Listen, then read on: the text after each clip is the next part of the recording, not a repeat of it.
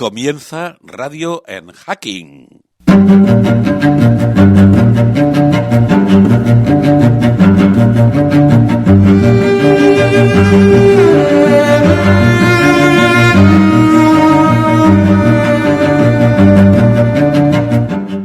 Radio en Hacking quiere ser un nuevo programa de Radio Líder, una nueva oferta para sus oyentes.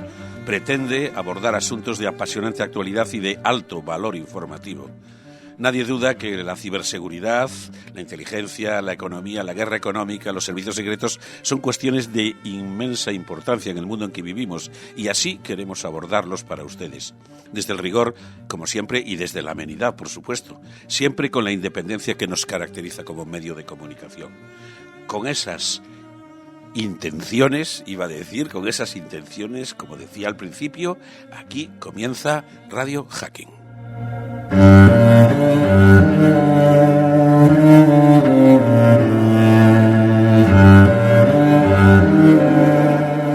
Bueno, es la hora de las presentaciones, por supuesto. A mí ya me conocen los oyentes y algunos nuevos oyentes que me acabarán conociendo. Soy Antonio Lodeiro y encantado, como siempre, de estar con ustedes. Pero esta es una aventura entre dos. Y mi compañero de aventura es David Marugán. Hola, David. Hola, ¿qué tal, Antonio? Bueno, David Marugán no tienen más que bucear un poco en las redes sociales o en Internet. Y lo digo no como un halago, sino como una realidad y una verdad absoluta, es uno de los consultores en ciberseguridad más importantes de este país, de España. Y con ese bagaje y su extremada afición y sus vastos conocimientos sobre todos estos asuntos, ciberseguridad, servicios de inteligencia, pues es, digamos, el pilar de carga de este programa. ¿Qué quieren que les diga a ustedes? Yo hago, como quien dice, de periodista, pero de verdad, el pilar de carga de este programa es David Marugán. De verdad, bienvenido, es un auténtico placer esta aventura que hoy comenzamos, David. Muchas gracias, Antonio. Nada, un poco exagerado. Simplemente un aficionado más. No soy experto en nada. Simplemente me apasiona, como bien dices, estos temas y trabajo profesionalmente en el ámbito de la ciberseguridad y de la seguridad en general. Y bueno, pues como tú has dicho, vamos a intentar tratar temas que normalmente no llegan a todos los públicos de una forma amena, de una forma que pueda llegar a todo el mundo, ¿no? Y vamos a tratar temas muy variados, desde el hacking, la ciberseguridad, la ciberinteligencia, la seguridad operacional, el espionaje, contramedidas, métodos de comunicación clandestinas, bueno, todo lo que nos apasiona y yo creo que muchas veces no llega a este público. Por lo tanto, el objetivo principal es divulgar sobre estas temáticas de forma accesible y amena para todo tipo de públicos y siempre, por supuesto, apoyados por invitados que sí que realmente son reconocidos expertos en estas materias que vamos a tratar. Hoy, de hecho, tenemos a un invitado, pero bueno, una auténtica estrella, un invitado de primera línea para hablar sobre qué son los servicios secretos. Ese es un poco, vamos a hablar primero de otras cuestiones, de los ataques informáticos que recientemente se han producido en España y que han puesto en jaque a buena parte de nuestra administración pública. Hablaremos de libros, hablaremos de las famosas estaciones de números, que es algo que tú, que te encanta y sabes mucho, le vas a descubrir seguro que a la mayor parte de los oyentes. Pero decía que nuestro invitado estrella es, bueno, un auténtico experto, y la palabra experto casi no me gusta, un auténtico conocedor desde dentro, además, y en primera línea, de lo que son los servicios de inteligencia en España y en Europa. David. Sí, efectivamente, así es. Bueno, pues yo creo que básicamente arrancamos con el programa, ¿no? Acabo de decir que una de las cuestiones que queríamos tratar, y es algo que tú le vas a descubrir a los oyentes, son, aparte de las estaciones de números, son esos ciberataques de los que tú y yo hemos hablado estos últimos días y que, bueno, pues quien dice el SEPE y otras instancias de la Administración Pública Española, pero también una conocida marca. Casi vamos a empezar por ahí porque yo creo que va a ser de gran interés para la audiencia, porque estamos hablando de un ciberataque contra Phone House, ¿no? Que es una de las franquicias en la que yo creo que por lo menos el 80% de los españoles seguro que han entrado en una tienda de la franquicia, básicamente, ¿no? Sí, efectivamente. Bueno, esto es bastante reciente. Parece que el ataque tuvo lugar el 11 de abril Y bueno, pues al parecer pues han superado la medida de seguridad que tenía esta compañía y bueno, ha tenido unas consecuencias nefastas, ¿no?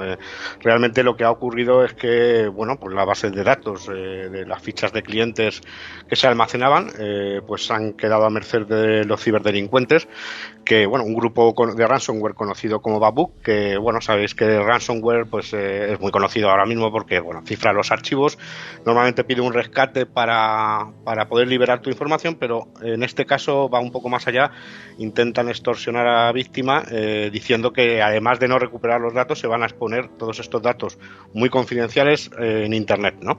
Entonces, bueno, pues sí, se cumplieron no se pagó el rescate y bueno, pues se cumplieron las amenazas y ahora mismo hay millones, no sé cuantificar exactamente, pero seguramente muchos de los oyentes que estén ahora escuchándonos pues tengan sus datos personales reconocidos por la empresa. Esto emitió un comunicado a sus clientes que está en las redes sociales, en su propia web se puede ver, en la que reconoce que se han filtrado pues datos bastante comprometedores, por ejemplo, pues el nombre, apellido, la dirección postal, el teléfono, el correo electrónico, el DNI, fecha de nacimiento, género, productos contratados y en algunos casos si se ha proporcionado hasta números de cuenta bancaria, ¿no? A eso me refería, era la pregunta que quería hacerte. Parece que también hay datos bancarios por el medio revelados, ¿no? Sí, parece que no en todos los casos, sí que es cierto que la mayoría de los casos son los datos estos que hemos dicho al principio y en algunos casos también números de cuenta bancaria, es lo que se sabe hasta ahora, ¿no? De lo que se ha filtrado. Se han filtrado muchos gigas de información que ya están circulando por internet y bueno, pues esto es grave porque expone a los usuarios a millones, estamos hablando de muchos millones de usuarios, o sea, porque aparte es una marca conocida y bueno, pues lógicamente tenían muchos clientes, también parece que hay registros muy antiguos, hay registros desde hace muchos años que no se han borrado, entonces parece ser, según todo apunta, que hay mucha información expuesta, ¿no? Entonces estaremos pendientes a ver de lo que se va conociendo, pero hasta ahora lo que conocemos es esto, que se han comprometido, que están de hecho ya filtrados y que se han cumplido estas amenazas, no se ha cedido al chantaje por parte de Phone House y bueno, pues debido a esto hay que tener en cuenta que hay veces que incluso aunque las empresas cedan al chantaje y a extorsión de estos grupos también se publican, o sea, esto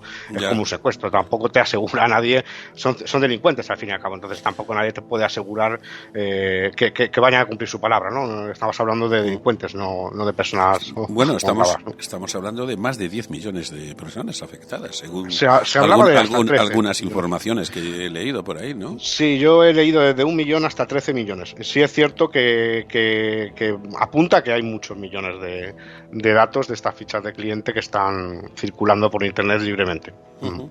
Y hay que tener mucho cuidado porque ahora estas personas se exponen a ataques de ingeniería social, ataques en los que puedan utilizar estos datos para impersonarse, para suplantar su identidad o para llevarles a algún tipo de engaño. Entonces hay que estar muy pendiente de este tema. La verdad es que yo prácticamente como consumidor, quiero decir, de productos de cualquier tipo, porque en el fondo los números de cuenta y los números de tarjeta de crédito y tus datos personales ya están circulando por ahí, pero da un poco de miedo este tipo de cosas, digamos, al común de los mortales, ¿no? Sí, da mucho miedo, porque además tenemos que tener, siempre se alude a la concienciación del usuario, que es importantísima, pero tenemos casos en los que, por ejemplo, es inevitable, porque nosotros tenemos que dejar rastro electrónico en muchos organismos oficiales incluso, y en organismos o en empresas privadas que realmente están cumpliendo la ley cuando nos piden los datos. Si nosotros vamos a comprar una tarjeta prepago, hay que dar una fotocopia del DNI, o vamos a hacer un préstamo, hay que dar cierta documentación.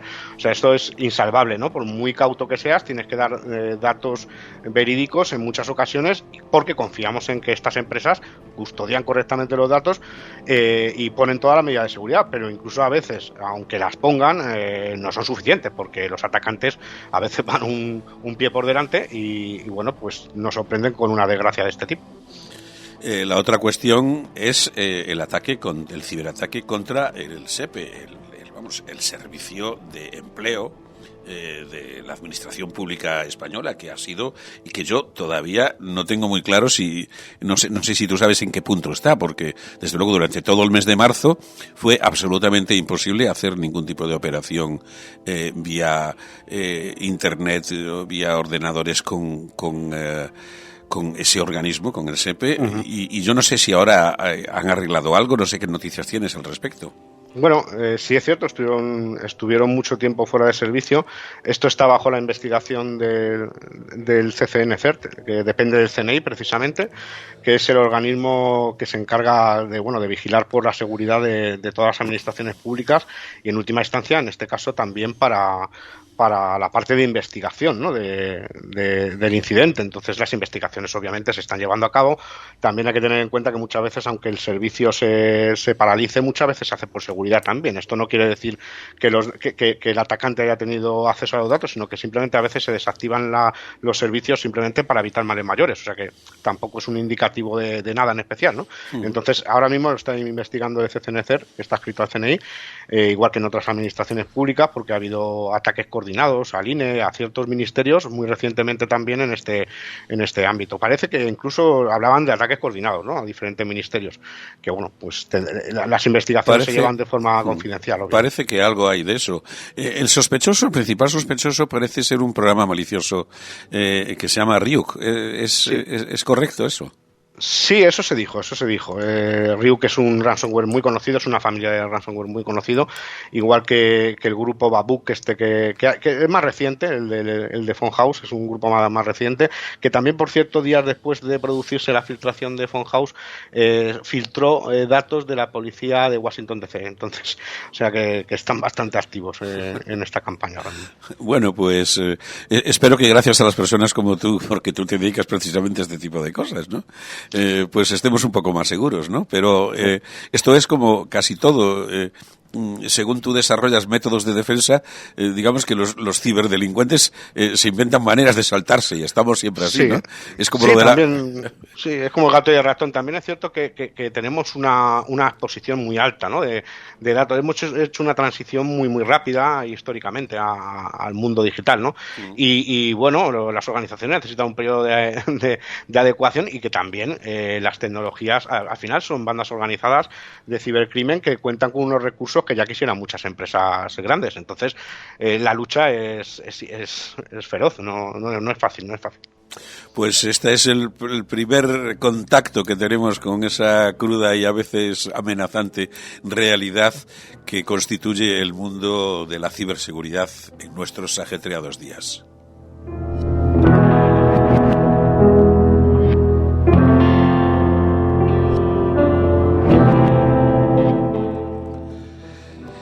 Y es el momento de hablar, de eso que para mí, cuando tú me hablaste hace, escasas semanas de este asunto, digo yo, ¿y eso qué es? Estamos hablando de emisoras de números o estaciones numéricas. He leído alguna cosa para intentar poner un poco al día, que tiene mucho que ver con el mundo del espionaje. Empieza describiendo un poco qué son estas emisoras, estas estaciones de números. Sí, por resumirlo mucho y hacerlo asequible, son emisiones en onda corta, y para explicárselo al oyente, en onda corta quiere decir que utilizan una propagación ionosférica, sobre todo a ciertas horas de la noche, etcétera, en la que, la propagación puede irse miles de kilómetros, es decir, es posible que desde Madrid esté recibiendo una estación que está en China perfectamente, ¿vale? Entonces, pues son emisiones a través de estas frecuencias de onda corta que utilizan grupos de números o de letras que parece que no tienen ningún sentido, a veces código Morse o transmisiones digitales en datos en muy diferentes idiomas, ¿no? Con voces de hombre, de mujer, voces robotizadas, también modulación digital, ciertas modulaciones digitales, con una cierta agrupación en 4 o 5 dígitos y que no necesariamente son hablados, son idiomas que se hablan en el país de origen. Aquí la atribución es muy complicado. Normalmente se atribuyen a servicios de inteligencia y serían mensajes que se mandan a agentes que están encubiertos haciendo operaciones de inteligencia de forma ilegal o clandestina, ¿vale? Entonces, sí. No, perdona por interrumpirte. Sí, tú me comentabas que es un rastro muchísimo más difícil de seguir que el cibernético, ¿no? Claro. Es que es complicado porque realmente todo el mundo, cualquiera de los oyentes que tenga una radio de onda corta esta noche, sintoniza estas frecuencias. Hay decenas de estaciones de números todavía activas, aunque realmente dicen que empezaron en la Primera Guerra Mundial, algunos, desde la Segunda Guerra Mundial ya se utilizaban. Y de hecho, si vamos apurando un poco el concepto, incluso a principios del siglo XX, 1920 o incluso antes, ya yo he tenido acceso a documentación de archivos históricos en la que el Ministerio de la Guerra español pues pues enviaba en clave circular a través de radio, a través de Morse, pues una serie de comunicaciones cifradas. Utilizan normalmente un cifrado de un solo uso que es muy, muy complejo, por no decir casi imposible de romper, ¿no? A nivel criptográfico, ni siquiera con el poder de computación actual. Es un método muy, muy complicado de llevar con una seguridad operacional razonable, porque se basa en que se emite un mensaje a todo el mundo, pero solo hay un agente que tiene una libreta donde tiene los códigos que descifran ese mensaje. Entonces, el mero hecho de transportar esa libreta y tenerla y no destruirla o que deje rastro ya es un problema de seguridad operacional muy grave. Si bien criptográficamente hablando, si se hace con una generación de números aleatorios que no es fácil tampoco de obtener, que sean totalmente aleatorios, si se cumple una serie de reglas criptográficas, pues para un criptoanalista sería muy difícil romper esto. Sí, es casi imposible. He leído que esto empezó ya casi en la Primera Guerra Mundial, sí. y que últimamente incluso se ha especulado un poco, como es un mundo tan misterioso, poco se sabe, que incluso las redes del narcotráfico utilizan incluso este tipo de método, ¿no? Claro, porque como ningún país reconoce oficialmente, es muy difícil atribuir y entonces andamos siempre con esa incertidumbre de que, hombre, sí que hay grupos de estudio desde hace 30 años, hay grupos de investigación muy serios que ya tienen totalmente calificadas y clasificadas estas estaciones y sabemos o intuimos a qué servicio de inteligencia pueden pertenecer e incluso a qué tipo de país o a qué tipo de función están destinados, ¿no? Pero realmente nadie nos puede afirmar que nos estén utilizando, claro, para otro tipo de operaciones que no tengan que ver con los servicios de inteligencia, que sean de otro tipo, efectivamente.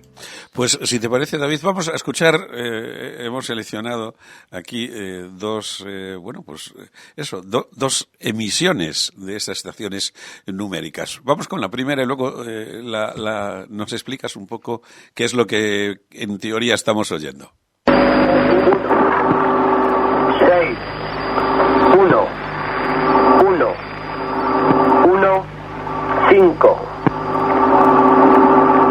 7, 4, 9, 3, 9, 0, 4, 3. Bueno, además en español, o sea, no tiene pérdida. Sí. Hemos elegido el corte perfecto para que ya nos hagamos una idea. Sí. Efectivamente, pues bueno, esto en la clasificación internacional de estaciones de números, según Enigma 2000, que es la organización que estudia esto de hace muchos años, se llama V19 o Whisky Tango Romeo 21 como alias. Y es una estación muy curiosa porque es la única grabación que existe, la grabó un radioescucha alemán, creo recordar, sobre el año 85, y es la única emisión que tiene un acento español de España, porque la mayoría de las grabaciones en español realmente son son estaciones cubanas normalmente. Pero en este caso es curioso por muchas cuestiones, ¿no? Una de ellas es la pronunciación, el acento español, claramente español. No sabemos si tiene que ver con España, pero apunta que por lo menos el emisor, el hablante es español, y también pues un ruido como de motor o de generador que está por detrás que también puede indicarnos algunas cuestiones. Ya digo que se siguen utilizando porque el anonimato de receptor es total, o sea, porque cualquiera de nosotros puede escuchar estas transmisiones y no dice nada en especial si no tiene su libreta, solo requiere un papel y un lápiz. Es muy difícil de imputar jurídicamente, ¿no? O legalmente a una persona la recepción de un comunicado por el aire, ¿no? Porque no deja huella. Se supone que el método OTP es matemáticamente seguro. No dependemos de terceros o de proveedores de Internet, por ejemplo, que están controlados o censurados, ¿no? Y un receptor es bastante fácil de adquirir en según qué países, ¿eh? Sí, hay países en los que no es tan fácil, ¿no? Efectivamente.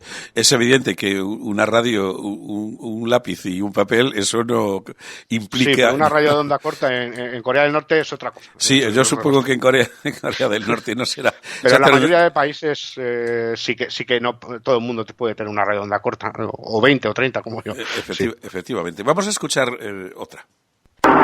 Whisky Tango Romeo 21.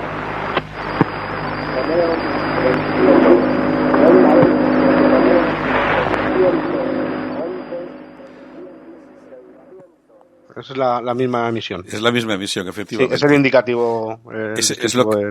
Era porque me había acordado de que lo estuve escuchando y ponía lo de Whisky, Tango, Romeo, tiene también una lo que tú decías como código de identificación, ¿no? Y para ayudar a ajustar al que escucha, radio escucha, o a la gente que está clandestino, normalmente ponen una música para que le dé tiempo a ajustar la frecuencia. En este caso ponían No llores por mi Argentina, ¿Sí?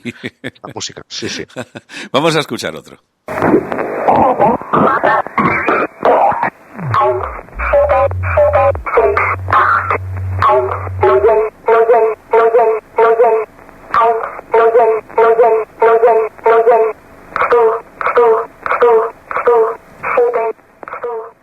Esta ya es más complicada de entender. Sí, bueno, pues esta es muy conocida, ya no existe, y se denomina G02 o Rapsodia sueca, y es súper conocida porque es bastante característica, y también tiene una música como de una caja de música al principio para ayudar a sintonizar, que es un poco siniestra. Es una voz como de una mujer joven o de un niño, decían algunos, ¿no? Esto realmente está generado por una máquina de la Stasi, fabricada por la Stasi alemana, para diferentes países del eje soviético, ¿no? Era una máquina generadora de Morse y de voz, y se programaba con una especie de cintas, y ahí metían los códigos, y son códigos cifrados, en este caso de la inteligencia polaca. La inteligencia polaca, ya cuando acabó el bloque soviético, pues pasó a transmitir con otros formatos en inglés, y bueno, pues ya cuando fueron de la OTAN, pues cambiaron. Pero la inteligencia polaca se le sigue atribuyendo todavía hoy diferentes estaciones similares. La famosa Rapsodia sueca, Swedish Rhapsody. Muy interesante, efectivamente. Bueno, pues hasta aquí lo digo para que los oyentes sepan que continuaremos con estos asuntos, pero hoy les hemos dado un pequeño aperitivo de lo que son las estaciones numéricas y muchas más cosas de las que seguiremos hablando.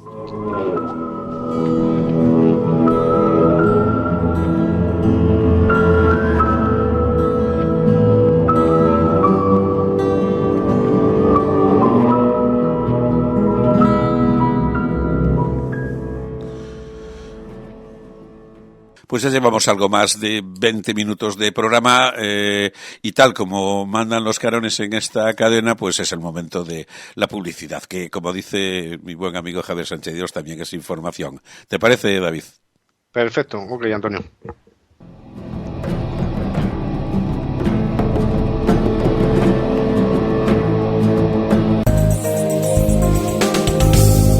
Radio Libre.